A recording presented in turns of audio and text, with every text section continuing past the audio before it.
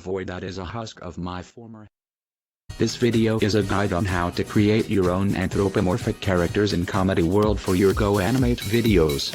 But before we start the guide, I would like to remind you for the time being, this tutorial is only FlashThemes exclusive, since all of my furry assets are on there.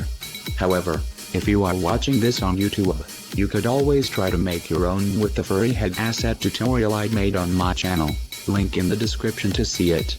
Now, let's start with what you should do and what you should not do when making a furry character. When creating furry characters, you need to start adjusting facial features for it to look good. I will show you an example of how you should adjust the facial features. Here is the correct way to adjust it. As you can see, the mouth is perfectly aligned and stretched to the snout, and the eyes and its brows are moved correctly to the right. Now, here is an example on what not to do when making your furry characters. Now, here is an example on what not to do. As you can see, the mouth and eyes aren't aligned correctly, and the nose and ears are still visible. The nose and ears part may be subjective depending on which asset you have brought from me on FlashThemes. Some of them have nose on them by default, and some of them don't. Now, let us get on to lesson 2, color choice. You want your characters to look natural. You could always use warm or cool colors that accompany each other. For example, Bruce's color palette uses cooler blue colors that aligns with everything, from his fur color down to his clothes. This makes the character look cool, no pun intended.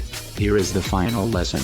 Experiment with your designs. You don't want to keep making generic characters that look the same all the time, so experiment. Here are ways you can do it. To mess around with your character's size, click on the gear icon on the character creator and mess around with the presets, head size, and body size. I also suggest you should add little tiny details to your characters, like facial hair and accessories. Right now on screen is an example on how it can make your characters look better and cooler.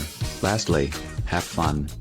Probably should have said this then, but please keep in mind all of the tips in this video are subjective, and are mostly just how I do my process. Anyway, thanks for watching, bye.